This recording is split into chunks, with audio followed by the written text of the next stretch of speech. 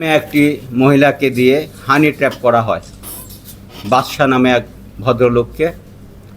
বাদশাহ ডিবিবিএল থেকে 25,000 টাকা এটিএম বোর্ড থেকে টাকা তুলে। সেই টাকাটি যখন তুলে তখন গোলাপি তার সাথে হানি ট্র্যাপের জন্য কথাবার্তা বলে। কথাবার্তার এক পর্যায়ে যখন বাদশাহ বুঝে যায় যে তাকে হানি ট্র্যাপ করা হচ্ছে, তখন বাদশাহ গোলাপির সাথে দ্বন্দ্বে জড়ায়া যায় এবং এক পর্যায়ে আপনারা দেখবেন ভিডিও ক্লিপের মধ্যে সে গোলাপিকে ঘুষি দিচ্ছিল। যখন গোলাপিকে 2টি ঘুষি দিল, এর মধ্যে পিছন থেকে আগের থেকে উৎপেতে থাকা গোলাপির যে সহচর আরও 6-7 জন চাপাতি হাতে এই বাদশাকে পিছন থেকে কূপ দিতে থাকে। এলোপাতারি যখন কূপ দেয়, বাদশাহ তখন পালিয়ে যায়। এই ভিডিওটি ধারণ করছিল মরহুম সাংবাদিক আসাদুজ্জামান তুহিন।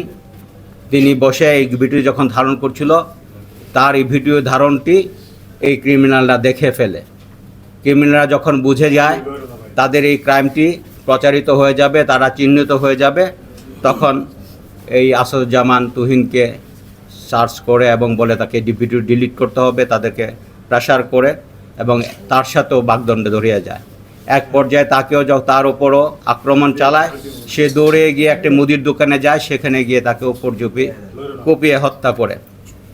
আমরা এই হত্যার নিন্দা জানাই এবং আমরা এটির জন্য পুলিশ প্রশাসন থেকে আমরা সত্যি এটির জন্য আমরা খুবই দুঃখিত। এটি আমাদের কিছুটা হলেও ব্যর্থতা অবশ্যই আছে। আমরা প্রিভেনশন কাজটি নিশ্চয়ই সুচারুভাবে করতে পারিনি, আরও সুচারুভাবে দিতে পারিনি। গাজীপুরের দৈনিক প্রতিদিন পত্রিকার প্রতিনিধি মোহাম্মদ আসাদুজ্জামান তুহিনকে প্রকাশ্যে কুপিয়ে ও গলা কেটে হত্যা মামলায় মোট 7 জনকে গ্রেপ্তার করেছে পুলিশ ও আইনশৃঙ্খলা রক্ষাকারী বাহিনী, র্যাপিড অ্যাকশন ব্যাটালিয়ন, র্যাব। এদিকে তুহিনকে কুপিয়ে হত্যার ঘটনার অন্যতম আসামি স্বাধীন হত্যাকাণ্ডে জড়িত থাকার কথা স্বীকার করেছে বলে জানিয়েছেন র্যাব। উপকমিশনার রবিউল হাসান জানান, হত্যাকাণ্ডে সরাসরি জড়িত 5 জনকে গ্রেপ্তার করা হয়েছে। তারা হলেন ফয়সাল ওরফে কেটু মিজান, তার স্ত্রী গোলাপি বেগম, স্বাধীন, আলামিন ও সুমন।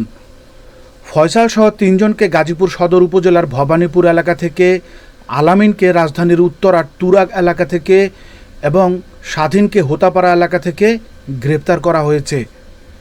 মামলার অন্য 2 আসামিকেও গ্রেপ্তার করা হয়।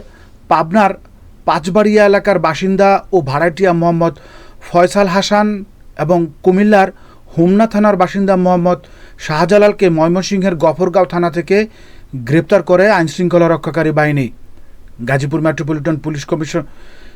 মেট্রোপলিটন পুলিশ জানায়, গ্রেপ্তার হওয়া সবাই হত্যাকাণ্ডে জড়িত থাকার প্রাথমিক প্রমাণ পাওয়া গেছে। তারা কিন্তু সংঘবদ্ধ ছিল।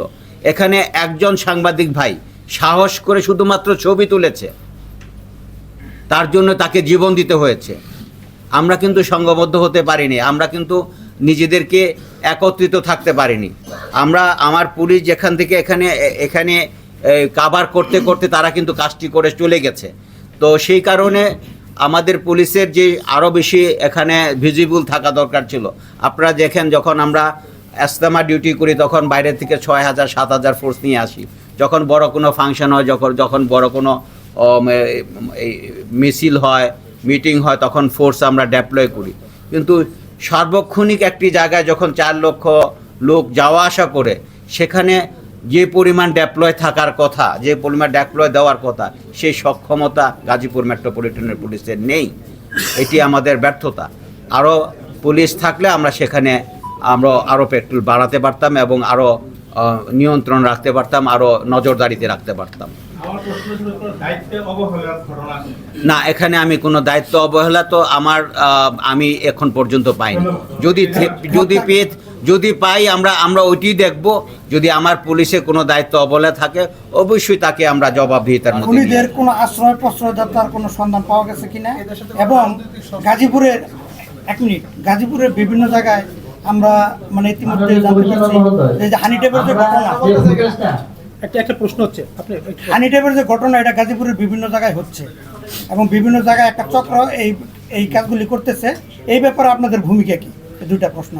জি, আমরা নিশ্চয়ই একটা কর্মপদ্ধতি আমরা গ্রহণ করেছি। আজকে সকালে আমরা ব্রিফিং করেছি। আমরা এই কর্মপদ্ধতিটি আমরা মিডিয়ার সামনে বলতে চাই না। কর্মপদ্ধতি বলে দিলে আর কাজ করা যায় না।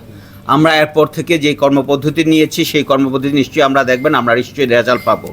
আর দ্বিতীয়ত কথা হলো যে এখানে এটার পিছনে কেউ ইন্ধনদাতা আছে কিনা। প্রথম দিকে যে কথাটি বলা হয়েছে, যেটি কোনো গোষ্ঠী বা রাজনৈতিক দলের আশ্রয় প্রশ্রয় বা কেউ এটিকে এখন পর্যন্ত আমরা চাই না, আমরা এটি পাই না। They are simply criminal.